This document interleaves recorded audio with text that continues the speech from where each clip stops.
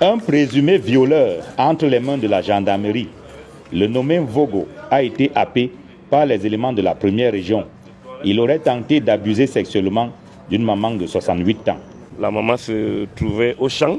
C'est comme ça que vient subitement un jeune homme armé d'un poignard. Il a exigé à la dame, à la maman, de lui remettre tout ce qu'elle avait à sa possession, à savoir un téléphone et de l'argent. Et c'est exécuté. Le suspect ne va pas s'arrêter à ce niveau. Il va demander à violer la dame.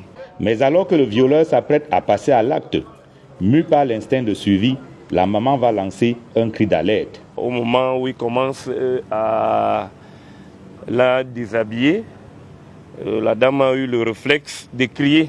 Heureusement pour elle, il y a 2 personnes qui passaient non loin de ce champ. Elles sont venues à son secours. Le suspect, c'est un Vogo, puisqu'il s'agit de lui, il a suivi les pas.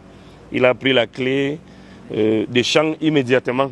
Rattrapé dans sa suite par les fins limiers de la première région de gendarmerie, le suspect va passer aux aveux, non sans dénoncer une douzaine d'autres personnes spécialisées dans cette sale besogne.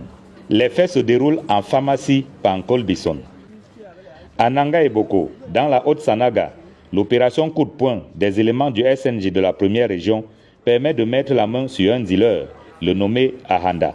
Il a été pris avec une grande quantité de cannabis, en dessous de 15 litres, plus de 72 filons, 34 plaquettes de tramadol, avec une forte somme de 448 000 francs CFA.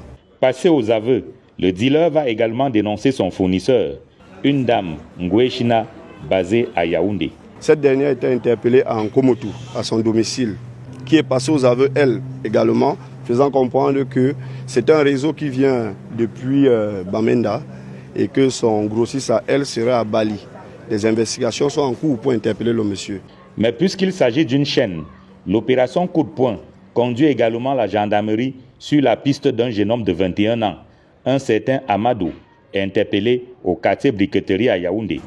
Il gardait chez lui des plaquettes de tramadol.